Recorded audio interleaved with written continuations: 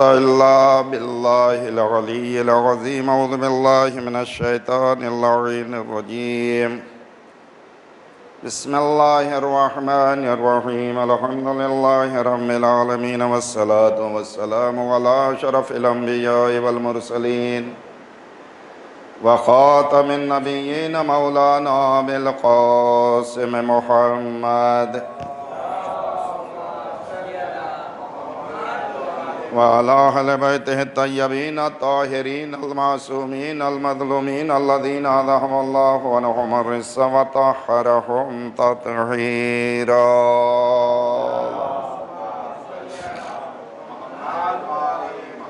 أما بعد، فقد قال سبحانه تبارك وتعالى في محكم كتابه ومتقن خطابه وقوله الحق. بسم الله الرحمن الرحيم. لن تنالوا البر حتى تنفقوا مما تحبون. صلوات پڑھ دے محمد وعلیہ. عزیزان گرامی، ماہ اذا ماہ محرم کے عنوان سے اس اذا کی اہمیت کیا ہے، عزاداری کی اہمیت کیا ہے، فرش ادا کی اہمیت کیا ہے، جو کچھ اس حقیر کے ناقص علم میں تھا، کچھ چیزیں آپ حضرات کی خدمت میں پیش کیں، عرض کیں، اور امید کرتا ہوں کہ ہم اپنی زندگی میں اسے عملی جامہ پہنانے کی سعی و کوشش کریں گے. اس لیے یہ یاد رکھیے گا، نجات کا صرف ایک راستہ ہے، وہ راستہ محمد والے محمد کی محبت. اس کے علاوہ کہیں نجات نہیں ہے.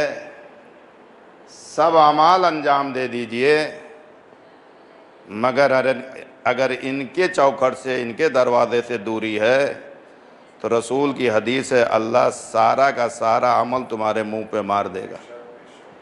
مطلب یہ ہوا، نہ نماز میں وزن ہے، نہ روزے میں وزن ہے، نہ حج میں وزن ہے. وزن کس میں ہے؟ محبت اہل بیت، ولایت علی ابن ابی طالب علیہ السلام میں. یعنی میں نے روایتوں میں دیکھا ہے کہ اگر ولایت کے ساتھ نماز پڑھی جاتی ہے تو یہ ولایت جو ہے اس میں نماز کو معراج تک پہنچا دیتی ہے، اور اگر بغیر ولایت کے نماز پڑھی جاتی ہے تو اللہ بھی ناراض ہو کر کے منہ پہ مار دیتا ہے. سوچیے آپ کتنا اہم ہے یہ مسئلہ، اہل بیت اطہار علیہ السلام کی محبت. لہذا یہ یاد رکھیے گا کہ بغیر محبت اہل بیت کوئی چیز اللہ قبول کرنے والا نہیں ہے. لاکھ آپ جا کر کے وہاں ڈینگے ہانکیے، رات رات بھر سجدہ کیا، رات رات بھر رکوع کیا، رات رات بھر قیام کیا، دن بھر تیری عالم سجدہ میں رہا، رکوع میں رہا، اللہ بولے سب کچھ کیا. یہ کیوں نہیں کیا؟ جس طریقے سے غدیر میں رسول سے کہا 23 سال سب کچھ کیا، اگر یہ نہ کیا تو کچھ نہیں کیا. سوچیے آپ. لہذا ولایت جو ہے وہ سب سے اہم مسئلہ ہے، اور یقین مانیے خوش نصیب ہے وہ انسان جسے اللہ ولایت علی ابن ابی طالب علیہ السلام عطا فرماتا ہے. اور یہ مسئلہ بھی جو ہے شاید علماء کے درمیان آیا تھا یا کسی معصوم کے درمیان یہ گفتگو آئی تھی، یہ سوال ہوا تھا کہ پہچان علی والوں کی کیسے ہو، پہچانا کیسے جائے مجمع میں کہ علی والا ہے کون، ولایت رکھنے والا ہے کون، محب اہل بیت ہے کون. تو شاید علماء کے درمیان یہ مسئلہ حل ہوا، یاد نہیں آ رہا، لیکن یہ مسئلہ اٹھا، یہ مسئلہ زیر بحث آیا، اس مسئلے کو حل کیا گیا. تو جواب یہ دیا گیا کہ یہ یاد رکھنا، لاکھوں کا مجمع غیر ہو، اگر ایک اپنا ہوگا تو اسے اپنا والا ضرور پہچان جائے گا. کہا علامت کیا ہے؟ کہا علامت یہ ہے کہ جب ولایت علی دل میں آ جاتی ہے تو پروردگار عالم اس کی پیشانی سے ولایت علی کی روشنی جو ہے وہ چمکاتا رہتا ہے. پیشانی. ایک صلوات پڑھے محمد والے. اور یہ حقیقت بھی ہے عباس صاحب. آپ کہیں بھی دیکھیے, غریب کیوں نہ شیعہ ہو, پہچان لیا جاتا ہے یہ اپنا. کیوں؟ اس لیے کہ علی کی محبت کی ایسی ضیا, ایسی روشنی جو ہے پروردگار عالم اس کی پیشانی سے ساطع کرتا ہے کہ دیکھنے والا پہچان جاتا ہے یہ علی والا. اور یقین مانیے, دیکھیے آقا کی یہ بحث ہے, قبلہ کی یہ بحث ہے کہ جاننا اور ہے, پہچاننا اور ہے. جانتے سب اہل بیت کو ہیں, جاننا بھی مجبوری ہے. کیوں؟ اس لیے انہیں بھی معلوم ہے کہ کوئی مسئلہ, کوئی مصیبت, کوئی پریشانی کا اگر حل ہے اور اگر وہاں وہ دوا ملنے والی ہے, اس کا حل نکلنے والا ہے, تو وہ در محمد والے محمد علیہ الصلوۃ والسلام ہے یا نہیں؟ چاہے اپنا ہو چاہے پرایا ہو, کوئی بھی ہو. یہ پہچان, دیکھیے پہچان ہمیں تو ماننا ہی ہے, چاہے اہل بیت دیں یا نہ دیں. آپ کہاں جائیں گے عباس صاحب ذرا بتائیے؟ ہے کوئی دروازہ ایسا بولے بھائی 40 برس سے ایک چیز اہل بیت سے مانگ رہا تھا, ملی ہی نہیں, کہاں جائیں گے؟ کون سا دروازہ کھٹکھٹائیں گے؟ لیکن ہر مذہب کے لیے ایک دروازہ کھلا ہوا ہے. ہر مذہب کے ماننے والوں کے لیے قبلہ ایک دروازہ کھلا ہوا ہے, وہ در حسین, در اہل بیت ہے. یہاں آئے گا وہ ساری مصیبتیں, ساری پریشانیاں, ساری چیزیں جو ہیں وہ کیا ہے, دور ہو جاتی ہے. اور آپ لوگوں نے سنا ہوگا, خود اسی امام بارگاہ کا واقعہ ہے. اولاد کہیں نہیں ملی, نہ کسی جھاڑ میں ملی, نہ کسی پودے میں ملی, نہ کسی قبر پہ ملی. وہ خود جو ہے ہندو مذہب کا, اس نے کہا ہر جگہ مانگ کے تھک گیا. کسی نے ایڈریس بتایا, نظر علی قریب ہے, جا کر کے وہاں مانگ لو, مل جائے گا. آیا, میں مانگا اور انہوں نے مجھے عطا کیا. اور آج تقریباً 12 برس ہو گئے, ہر سال روز عاشورہ امام حسین کے ذریعے لا کر کے یہاں ہدیہ کرتا رہتا. سوچ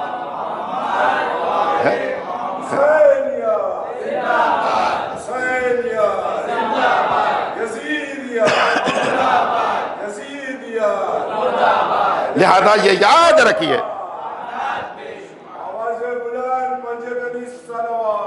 اللہم صلی علی محمد. عزیزان گرامی یہ یاد رکھیے گا, خوش نصیبی ہے ہماری اور آپ کی.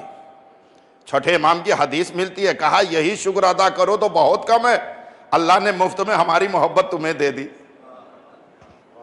مفت میں ہماری محبت تمہیں دے دی, سنبھالنا تمہارا کام ہے یا نہیں؟ کوئی بھی قیمتی شے ہوتی ہے اس کی بڑی حفاظت کی جاتی ہے. اگر ہم مان لیں, جان لیں اور سمجھ لیں ایمان کے اعتبار سے کہ اہل بیت کیا ہے, تو خدا کی قسم دنیا جو ہے انبار لگا دے کس کا, سونے اور چاندی اور جواہرات کا, پھر بھی انسان ادھر رخ نہیں کرے گا. واقعات ایک نہیں ہزاروں پڑے ہوئے.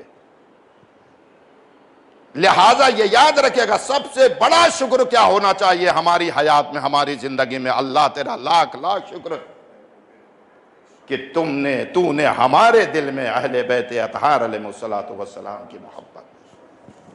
یہ بڑی خوش نصیبی ہے. اور امام کی بار بار یہ حدیث, خود 8ویں امام کی, خود 6ٹھے امام کی حدیث آپ کو متواتر ملے گی. میری محبت تمہیں کہاں کام آئے گی؟ 8 منزلیں جہاں کوئی تمہیں دیکھنے والا نہیں, کوئی نہیں, وہاں ہماری محبت تمہیں کام آئے گی. لہٰذا اس کو بڑا سنبھال کے رکھنا, اس پہ زخم نہ آنے دینا, اسے زخمی نہ ہونے دینا, اس پہ تیل و تلوار کا زخم نہ لگنے دینا. دنیا والوں سے اپنے آپ کو بچائے رکھنا, دنیا والوں سے اپنے آپ کو بچائے رکھنا, اپنی اولاد کو بچائے رکھنا, اپنی فیملی, اپنے گھر بار کو جو ہے بچائے رکھنا. کہیں ایسا نہ ہو کہ ایک ایسا طوفان, ایک ایسی آندھی آئے جس میں ہمارا عقیدہ جو ہے وہ بہہ جائے. برباد ہو جائے. لہذا آج فضا بہت ایسی چل رہی ہے. لہذا عزیزان گرامی پھونک پھونک کر کے قدم رکھیے گا. بس ایک بات کہوں گا، محرم شروع ہے اور ختم بھی ہونے والا ہے. کتنی راتیں رہ گئیں ذرا اندازہ لگائیے. میں دیکھیے فضائل کے اس میں مصائب کا ایک گوشہ، لیکن فضائل کے اعتبار سے سنیے گا، مصائب کے اعتبار سے نہ سنیے گا. ہم کہتے ہیں کہ ہمارا ایمان اس منزل پر نہیں ہے جس منزل پر اہل بیت اطہار علیہ السلام کو پہچانا جاتا ہے.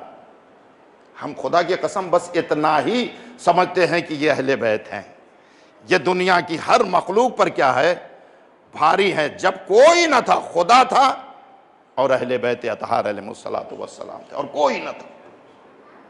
سب سے وزنی ذات، سب سے محکم ذات جو ہے اہل بیت اطہار علیہ السلام کی. مصائب نہیں پڑھ رہا ہوں لیکن ایک گوشہ ہے بیان کر رہا ہوں. یہ خطیب تھے، دیکھیں وہی کہتے ہیں نا، جتنا علم ہوگا انسان کا اتنے ہی اندر غرق ہوتا چلا جائے گا، ڈوبتا چلا جائے گا. اسے عرفانی منزل کہتے ہیں، عرفانی منزل. یہ بعد میں بیان کرتا ہوں، بات آگے تو وہ بھی ذہن سے دیکھیں. یہی ہوتا ہے کبھی کبھی بات پھسل جاتی ہے. آگے بہجت علیہ الرحمہ جو ہمارے زمانے کے ہیں، اس دنیا سے گئے ہیں. کتنے سال ہوا ہوگا؟ 6 یا 7 سال ہوا ہوگا. 8 سال ہو گیا، 8 سال ہو گیا. ان کا جملہ سنیں گے، معنیوں سے بھرپور جملہ. عزائے سید الشہداء کے سلسلے میں جو انہوں نے بیان کیا، کیا عمر تھی ان کی، 80 85 90 برس کی عمر، لیکن ذہن کتنا مضبوط تھا. اور یہ بات ہے کہ علی کے چاہنے والے دیوانے نہیں ملتے. یہ یاد رکھیے گا، چاہے وہ 90 برس کا ہو جائے، 80 برس کا ہو جائے، 100 برس کا ہو جائے. ہمارے مراجع جو ہیں، کہیں آپ نے سنا کہ اس عمر سے ان کی تقلید شروع ہوئی اور اس عمر تک پہنچتے پہنچتے ذہن کام کرنا چھوڑ دیا؟ کسی بھی مراجع کے لیے نہیں ملے گا، نہیں ملے گا. یہ صرف محبت اہل بیت کا صدقہ، محبت اہل بیت کا صدقہ ہے. وہ بیچارے بہجت صاحب اس عمر کو خدا کی قسم ذہن ایک دم سالم، جوانوں کی طرح، جیسے جوانوں کا ذہن کام کرتا ہے اس عمر میں ان کا ذہن کام کرتا تھا.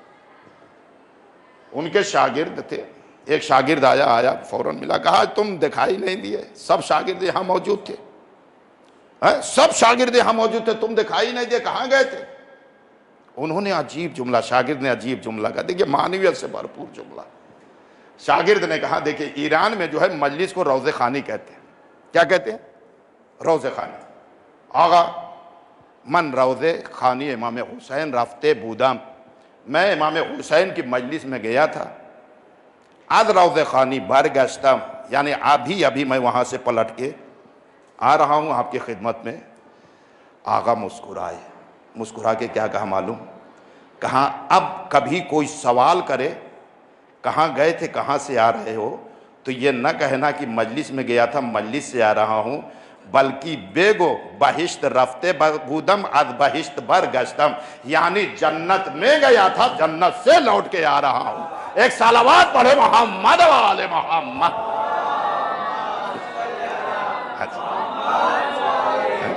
کس سے بہتر صلوات پڑھے؟ محمد و آل محمد. دیکھیے معنویت سے بھرپور جملہ، خدا کی قسم.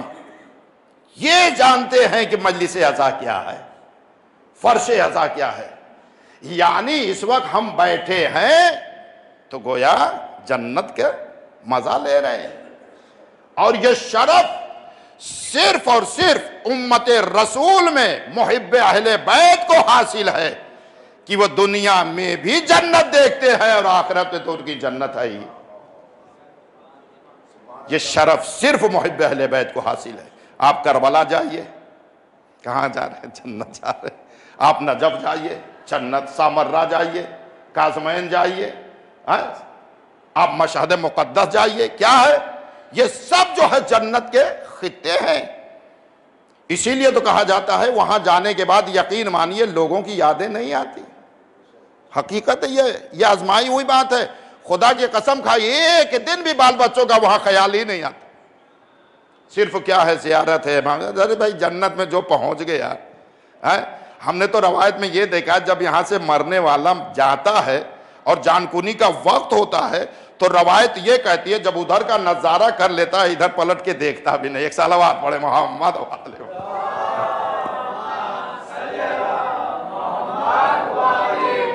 تو عزیزان گرامی یہ یاد رکھیے گا کہ آپ بڑے خوش نصیب ہیں کہ اللہ نے مفت میں اہل بیت کی محبت، لیکن سنبھالنا، حفاظت کرنا اس کے ہمارا اور آپ کا کام ہے.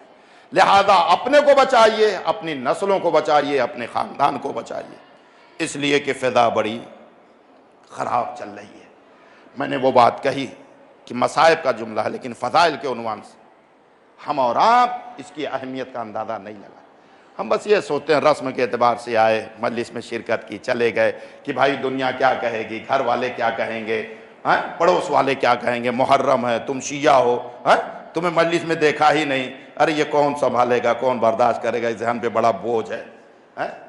کتنے لوگ تو اس وجہ سے آتے ہیں کہ کہیں فیملی والے تانا دینا نہ شروع کر دیں. حقیقت بتا رہا ہوں بس. لیکن اگر اس کی معنویت کا ہمیں اور آپ کو احساس ہو جائے کہ ہم گھر سے نکل کے کہاں جا رہے ہیں، تو خدا کی قسم اگر روکنے والا ہاتھ بھی ہمارا روکے گا تو ہم چھوڑا کر کے بھاگ آئیں گے. آغا زیر منبر بیٹھے ہیں. عباس صاحب جانتے ہوں گے وہاں ذاکری اور خطابت کا انداز ایران میں الگ ہوتا ہے. ایک صاحب گئے پھلتی مار کے اوپر بیٹھے، جو آیت حدیث ہوئی اپنے بیان کیا اور فضائل پڑھ کے نیچے اتر آئے. مداح جو صرف اور صرف آ کر کے مصائب پڑھتا ہے وہ الگ ہوتا ہے. وہ بیچارے خطیب اپنا فضائل دل پڑھ کے آگا نیچے بیٹھے. اب مداح آیا، اس نے مصائب پڑھنا شروع کیا. ہم اور آپ مصائب میں دیکھتے ہیں کہ خطیب کیا کہہ رہا، ذاکر کیا کہہ رہا. اگر خدا کی قسم ان جملوں کا صرف اور صرف ہمیں ایک لحظے کے لیے احساس ہو جائے تو فقط مصائب کا ایک جملہ جو ہے ہمارے رونے کے لیے کافی. یہ ہمیشہ یاد رکھیے گا، ایک جملہ. وہ جب مداح آیا مصائب سید الشہداء بیان کرنا شروع کیا تو اس نے ایک جملہ کہا. سب سے پہلا جملہ جو اس نے مصائب کا کہا وہ کیا کہا؟ وہ یہ کہا کہ حسین کی بہن زینب کربلا میں بے ردا ہو گئی. کیا کہا؟ حسین کی چہیتی بہن زینب کربلا میں کیا ہوئی؟ بے ردا. خطیب چاہ رہا ہے، مداح چاہ رہا ہے دوسرا جملہ کہوں. آقا نے کہا ساکت، خاموش ہو. اور وہ زارو قطار رو رہے.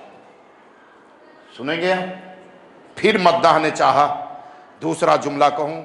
آقا نے کہا ساکت، خاموش رہو، خاموش رہو، خاموش رہو. وہ اپنی جگہ رکا رہا، وہ روتے رہے، روتے رہے. یعنی المختصر یہ کہ اسی جملے پر مصائب تمام ہو گیا، تمام ہو گیا مصائب. اب وہ مداح آقا کے پاس بیٹھا. کہا آقا میں نے ایک جملہ کہا تھا، آپ نے آگے جملہ مجھے کہنے ہی نہیں دیا. آقا نے عجیب جملہ کہا. کہا مداح حسین تجھے معلوم ہے یہ جملہ کتنا وزنی ہے؟ ابھی میں تو کچھ بھی نہیں رویا، اس وقت سے لے کر کل صبح تک بھی اگر روتا رہوں تو اس جملے کا حق ادا نہیں ہو سکتا. سوچیے یہ معنویت ہم اور آپ پورے مصائب پر ڈالتے ہیں، ہمیں احساس بھی نہیں ہوتا. احساس بہت ضروری ہے مصائب کے لیے. احساس بہت کیا ہے؟ ضروری ہے. جب تک احساس نہیں ہوگا آنسو آنے والا نہیں ہے.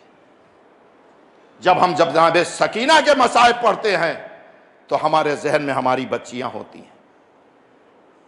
ہمارے گھر کی کیا ہوتی ہیں؟ بچیاں ہوتی ہیں. خود امام حسین علیہ السلام، میں نے شاید پڑھا، امام حسین علیہ السلام نے یہ صاف صاف کہا ہے کہ ہمارا زائر آ کر کے کربلا میں ہماری زیارت کر کے زندہ واپس چلا جائے، ہو ہی نہیں سکتا، مگر ہم اسے واپس کرتے ہیں. ہم اسے واپس کرتے ہیں. جاؤ اپنے دیار میں، جاؤ اپنے وطن میں، جاؤ اپنے قریے میں. کیوں؟ ہو سکتا ہے تمہاری کوئی بیٹی تمہارا انتظار کر رہی ہو. میں نہیں چاہتا کہ کوئی بیٹی میری بیٹی سغرا کی طرح ہو. جا کے دیکھیے یہ سب جملے، کیا یہ جملے دل دہلانے والے نہیں ہیں؟ امام کا یہ جملہ کوئی زائر واپس نہیں جا سکتا، سب زائر واپس آتے ہیں، یہ امام تسلی اور تشفی دے کر کے بھیجتے ہیں۔ عزیزان گرامی، مجلس حسین بڑی اہمیت رکھتی ہے، بڑی عظمت ہے اس مجلس کی۔ باوضو آیا کرو، احترام کے ساتھ آیا کرو، یہ نشست عام نشستوں کی طرح نہیں ہے، یہاں انبیاء ہیں، اوصیاء ہیں، اولیاء ہیں، خود معصومین علیہ الصلوۃ والسلام تشریف فرما ہے۔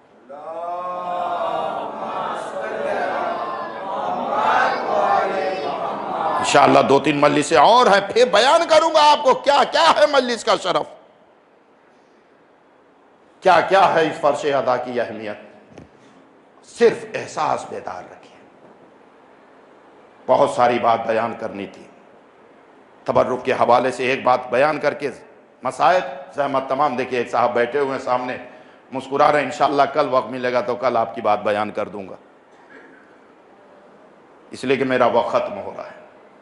بس یہی کہوں گا کہ 10 دن جہاں آپ کو موقع ملے مجلسوں میں شرکت کیجئے، دستوں میں شرکت کیجئے، اس لیے کہ ہماری نگاہ ایسی ہے جو ہم معصومین کو دیکھ نہیں پاتے، لیکن معصوم کی نگاہ ہمیشہ ہمیں دیکھ رہی ہوتی ہے، یہ یاد رکھیے گا۔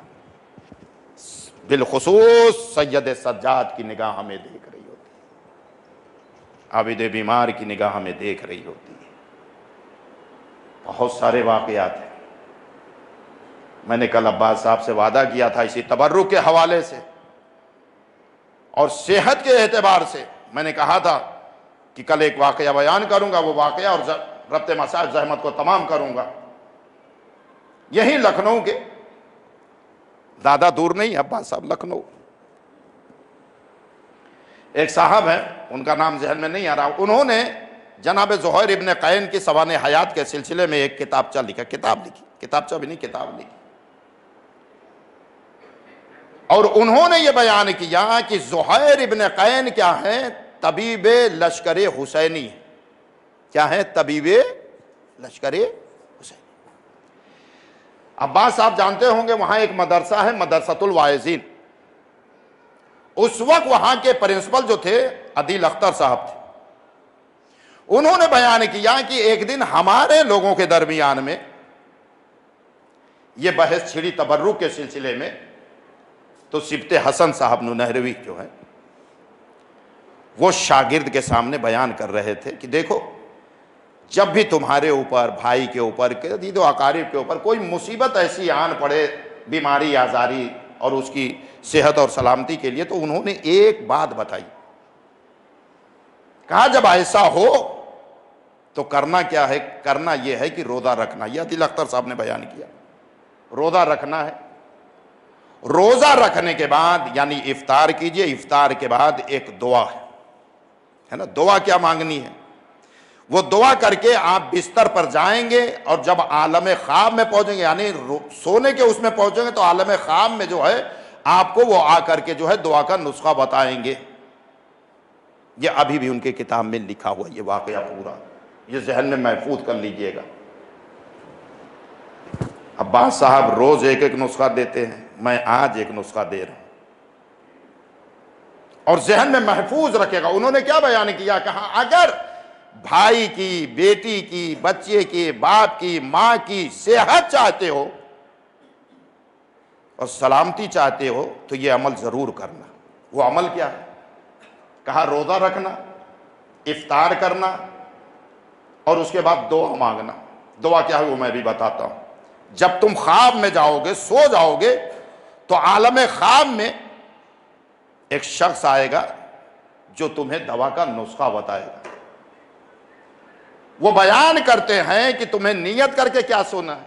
نیت یہ کر کے سونا ہے، اے طبیب لشکر حسینی، میرا بھائی مریض ہے یا میرا بیٹا مریض ہے یا میری بچی مریض ہے، اس کی صحت کے لیے کوئی دوا کا نسخہ بتا دیجئے، تو وہ آپ کو عالم خواب میں جو ہے ایک ضعیف العمر جو بھی ہو آ کر کے جو ہے وہ آپ کو دوا کا نسخہ بتائیں۔ ٹھیک، یہ واقعہ اس زمانے میں رسالوں میں بہت شائع ہوا، اور یہاں تک بیان کیا جاتا ہے عباس صاحب کہ اس زمانے کے جتنے اطباء تھے، طبیب جو تھے، حکیم جو تھے، علاج کرتے تھے اور شفا نہیں ملتی تھی تو یہ نسخہ ضرور استعمال کرتے تھے۔ صلوات پڑھیں محمد وآل محمد۔ یہ نسخہ عباس صاحب ضرور استعمال کرتے تھے، اور رسالے میں یہ بات کھلم کھلا لکھی گئی کہ فلاں نے ایسا عمل کیا تو ان کو شفا ملی، ان کو شفا ملی، ان کو شفا ملی، ایسے ایسے ایسے۔ ہوتا کیا ہے، ایک بہن تھی، اس واقعے کے مطابق جب اس نے سنا اور پڑھا تو اس کا بھائی مریض تھا، اس نے بھائی کی سلامتی کے لیے روزہ رکھا، افطار کیا، افطار کے بعد دعا کی، جا کر کے سو گئی۔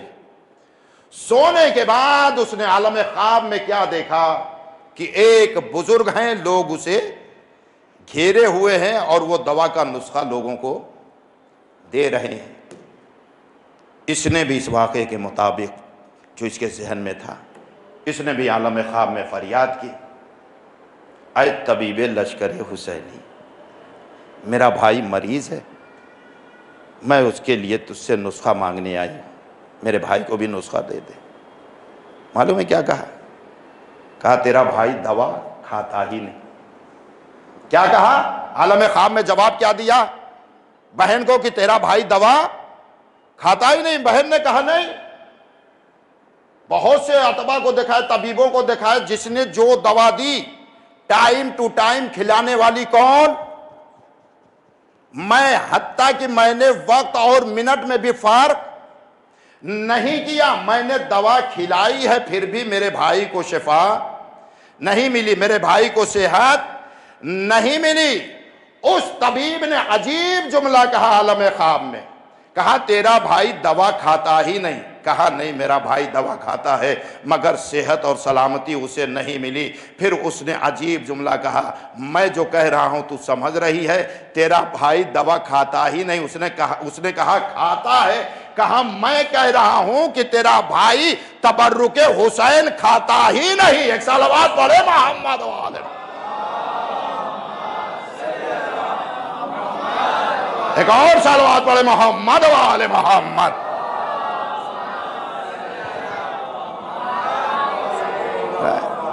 اب جب اس بہن نے عالم خواب میں یہ چیز سنی، چپ، خاموش، جو میں بتا رہا ہوں وہ تیرا بھائی میں اب کہنے جا رہا ہوں۔ میرے عزیزوں، میرے دوستو، تبرکات کا احترام کیجئے، ہاتھوں میں لیجئے یہ آنکھ بند کر کے کہ گلوکوز کا پیکٹ بٹ رہا ہے، مجھے نہیں کھانا ہے لہذا نظر انداز کر کے کبھی نہ کرنا، ایسا کبھی بھی نہ کرنا۔ لینا، چومنا اور خود بھی کھاؤ۔ میں یہ نہیں کہتا کہ نظر علی میں اگر گلوکوز کا پیکٹ بٹے تو پورا پیکٹ آپ باہر نکلتے نکلتے خود کھا جائیے، نہیں، شفا کے طور پر لے جائیے، گھر میں بچوں کو کھلائیے، بیوی کو کھلائیے، فیملی کے جتنے ممبر ہیں سب کو کھلائیے، اور یہ کہیے اے طبیب لشکر حسینی، میرے بھائی کو شفا دے دیجئے، میری بہن کو شفا دے دیجئے۔ میرے ملے گی، 100% ملے گی آپ کو۔ نعرہ صلوات۔ اب جب عباس صاحب وہ بہن جو ہے صبح جو ہے خواب سے بیدار ہوئی،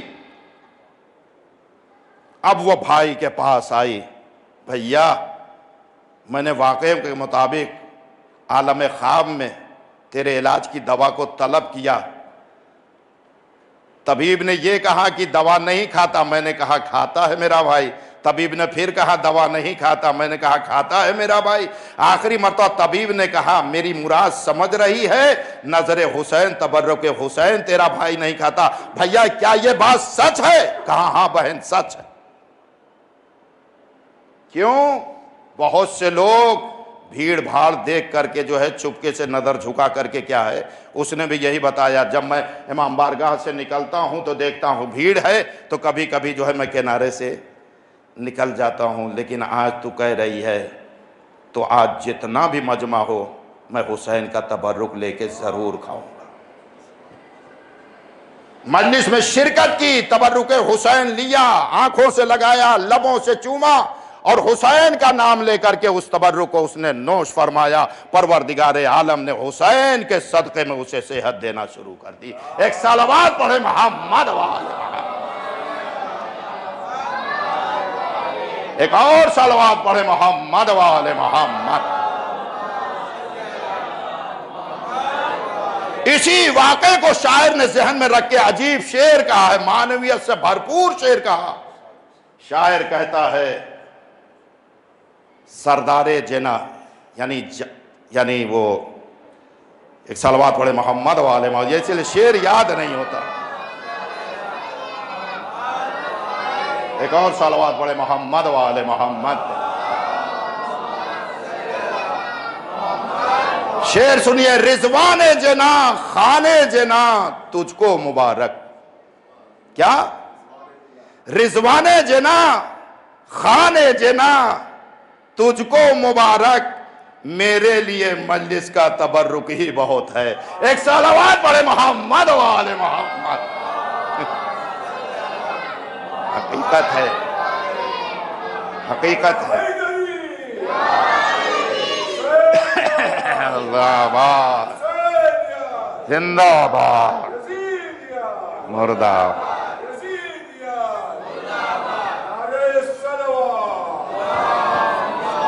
صلی اللہ محمد. رضوان جنا خانے جنا تجھ کو مبارک، میرے لیے مجلس کا تبرک ہی بہت ہے.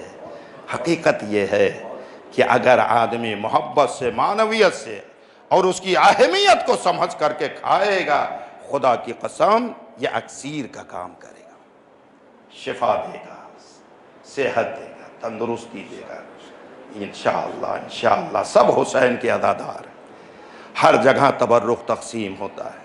تبرک کا احترام کیجئے، اسے آنکھوں سے لگائیے، لبوں سے چومیے. نام حسین پر مل رہا ہے. اور یہ یاد رکھیے گا، جو چیز حسین سے منسوب ہو جائے اس کی عظمت اللہ دوبالا کر دیتا ہے. یہ ہمیشہ یاد رکھیے گا. جتنی چیزیں حسین سے منسوب ہو جائیں اللہ اس کی عظمت کو کیا ہے؟ بڑھا دیتا ہے. بس مصائب کے 2 جملے زحمت تمام. یہ 4 5 6 دن جو ہیں حسین کے اصحاب با وفا کا ذکر ہوتا ہے. اس اصحاب با وفا میں ایک نام جون کا آتا ہے. اور ایک بات اور کہتا چلوں کہ کبھی مجلس حسین میں آنے والوں میں تفریق نہ کیجیے گا، اس لیے کہ حسین نے کربلا میں 72 شہید ہوئے. ہر شہید کے خون کو ایک جگہ جمع کر کے حسین نے ایک نام دیا تھا، شہدائے کربلا. لہذا عزیزان گرامی، امام حسین نے نہ جون میں تفریق کی، نہ خون علی اکبر میں تفریق، نہ خون عباس میں، نہ خون اون و محمد. ہر خون، ہر شہید کربلا کا کیا کہا جاتا ہے؟ شہدائے کربلا. یہ ہے امام حسین علیہ السلام، یہ ہے ان کی نگاہ کرم. جون ہے، نماز ظہر امام حسین علیہ السلام پڑھ چکے. اور سعید، کل سنا آپ نے مصائب، سینے پہ نیزہ کھا چکے. ایک مرتبہ جون، ایک جملہ ذرا اس غلام حسین کا ملاحظہ فرمائے. کیا کیا جملے جو ہے جون نے کربلا میں امام حسین علیہ السلام کی خدمت میں عرض کیا. آئے امام حسین کی خدمت میں، کارزار یعنی جنگ کی اجازت کو طلب کیا. امام نے جون کو دیکھا اور جون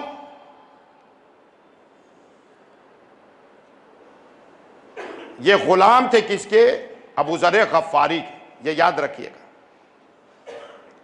اور ابو ذر غفاری کے اس دنیا سے جانے کے بعد انہوں نے غلامی اختیار کی تھی چوتھے امام حضرت امام زین العابدین علیہ السلام، اور امام کے ساتھ رہتے تھے. اذن جہاد طلب کیا تو امام نے کیا جملہ کہا امام حسین صلی اللہ علیہ وسلم معلوم ہے؟ جون، تم ہماری پناہ میں آئے تھے، ہماری پناہ میں آئے تھے، ہم سے طلب عافیت چاہتے تھے، اور آج تم کارزار کی جنگ کی اجازت مانگ رہے ہو. حسین تمہیں کیسے تھے؟ حسین تمہیں اذن جہاد کیسے تھے؟ یہ جناب امام حسین نے جون سے کہا. اب جون کا جملہ ملاحظہ فرمائے. مولا، جب عیش و راحت کا دن تھا تو میں آپ کے ساتھ تھا، آپ کی پناہ میں تھا، آپ نے میرا ہر طرح کا خیال رکھا، اور آج آپ پر جو ہے مصیبت کا دن ہے، تو کیا جون چھوڑ کر کے آپ کو چلا جائے؟ مولا، مجھ سے یہ نہیں ہو سکتا. یہ جون نے جملہ کہا. پھر اس کے بعد جون نے عجیب جملہ کہا جو قلب حسین پہ جا کر کے خدا کی قسم لگ گیا، اور حسین کا دل جو ہے وہ پارا پارا ہو گیا. جون نے کہا، مولا، سید میرے سامنے شہید ہوئے اور ایک دو شہید ہوئے، میں دیکھ رہا تھا. آپ مجھے اجازت اس لیے نہیں دے رہے ہیں کہ میرے جسم سے بدبو آ رہی ہے، میرا رنگ کالا ہے، میرا خون کالا ہے، میرا چہرہ جو ہے کالا ہے. آپ یہ نہیں چاہتے کہ آپ کے خون میں میرا کالا خون ملے. بس نواز رسول سے یہ جملہ برداشت نہ ہوا. ایک مرتبہ جون کو اپنے سینے سے لگا لیا. جون، ایسا نہ کہو، ایسا نہ کہو.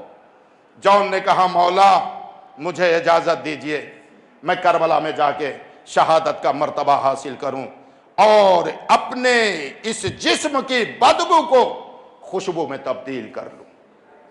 اپنے اس کالے رنگ کو میں جو خوش رنگ بنا لوں. عزیزان گرامی، امام حسین علیہ السلام ہے. جون آئے، امام نے اذن جہاد جون کو دیا. جون خوشی خوشی، دیکھیے یہی کہتے ہیں کہ جب انسان کی دلی تمنا پوری ہوتی ہے تو کتنا خوش ہوتا ہے. جون سے کوئی جا کر کے پوچھے، جیسے ہی امام نے کارزار جنگ یعنی جنگ کی اجازت دی ہے، جون خوشی خوشی سے آگے بڑھے اور وہ اسلحہ اٹھایا اور زیب تن کیا، گھوڑے پر سوار ہوئے اور شجاعانہ انداز میں ہم ہما کرتے ہوئے جو ہے فوج کی طرف جناب جون داخل ہوئے. چوتھے امام کو خبر ملی، چوتھے امام کو خبر ملی کہ اب جون لڑنے جا رہے ہیں. وہ امام کے غلام تھے. جون کنیز کو آواز دی، خیمے کا پردہ باندھ دو، میں اپنے جون کی جنگ دیکھنا چاہتا ہوں. روایت کہتی ہے چوتھے امام عصا کے سہارے در خیمہ پر آ کر بیٹھ گئے اور جون جنگ کر رہے ہیں. ادھر سے داد و تحسین سے چوتھے امام نواز رہے ہیں، مرحبا جون، مرحبا جون. تاریخ یہ کہتی ہے 7 فوج یزیدی کے سپاہیوں کو فنار کیا ہے جناب جون علیہ السلام نے. ظاہر سی بات ہے عمر دراز تھے، بوڑھے تھے، ضعیف العمر تھے، بھویں لٹکی ہوئی تھی، 3 دن کی بھوک و پیاس تھی. روایت کا یہ جملہ ہے کہ جون جو ہے زخم کی تاب نہ لا کر کے گھوڑے سے جب زمین پر آنے لگے تو آواز دی، اے فاطمہ زہرا کے بیٹے، اے رسول کے نواسے، میری مدد کو آؤ. جیسے ہی حسین کے کان میں جون کی آواز پہنچی ہے، ایک مرتبہ فاطمہ کا لال تیزی کے ساتھ کربلا کے میدان میں آیا. حسین کے جون کے قریب پہنچے. حسین کیا دیکھا کہ عالم نزاع میں ہے جون. قریب بیٹھ گئے. معنویت بھرا جملہ سنیے میرے عزیزو. امام حسین قریب جون بیٹھ گئے اور جون کا سر اٹھا کر کے اپنے زانوں پر رکھا. ابھی جون اس دنیا سے گئے نہیں ہیں، بالکل حالت نزاع میں ہے. جون کا سر اپنے زانوں پر امام نے رکھا. جون نے اپنا سر ہٹا کر کے زمین پر رکھ دیا. پھر امام نے جون کے سر کو اٹھایا، اپنے زانوں پر رکھا. جون نے سر کو زمین پر رکھا. پھر تیسری مرتبہ یہی عمل ہوا. جون نے سر اٹھانا چاہا، امام نے عجیب جملہ کہا جون کیا میرے زانوں پر تیرا سر رکھنے سے تجھے تکلیف ہو رہی ہے؟ بس یہ سننا تھا کہ جون رونے لگے. رو کے کہتے ہیں مولا نہیں، ایسی بات نہیں ہے، یہ سوء ادبی ہے کہ ایک غلام کا سر آقا کے زانوں پر ہو، میں یہ گوارا نہیں کر سکتا. میرے عزیزو جیسے ہی جون کا جملہ یہ امام نے سنا، زار و قطار رونے لگے اور سر جون کو اپنے سینے سے لگا لیا، میں کہوں گا اے جان، ارے اپنے آقا کا اتنا احترام ارے سر زانوں پر نہ رکھا، بار بار زمین پر رکھ دیتے تھے۔ اے جان آؤ، ارے عصر کا ہنگام ہے، فاطمہ کا لال ہے، کوئی تیر مار رہا ہے، کوئی تلوار مار رہا ہے، کوئی نئے دکھا رہا ہے۔ سَيَعْلَمَ الَّذِينَ ظَلَمُوا أَيَّ مُنْقَلِبٍ يَنْقَلِبُونَ اِنَّا لِلَّهِ وَإِنَّا إِلَيْهِ رَاجِعُونَ إِلَٰهِ بِحَقِّ ظَهِرَا وَأَبِيهَا وَبَالِهَا وَبَنِيهَا وَسِرِّ الْمُسْتَوْدَعِ فِيهَا۔ پروردگارہ ہماری اس عبادت کو قبول فرما، ہماری گناہوں کو معاف فرما، ہماری عزاداری کو قبول فرما، ہمارے اس عمل سے شہدادی کو راضی و خوشنود فرما، روز محشر بی بی کی شفاعت ہم غریبوں کو نصیب فرما، مریضوں کو شفاء کامل و عاجل عنایت فرما۔ اے میرے پروردگار، اس عزا کا حقیقی وارث جو پردہ غیب میں ہے اس کے ظہور میں تعجیل فرما، ہم سب کو ان کے ناصرین میں شمار فرما۔ ماتم حسین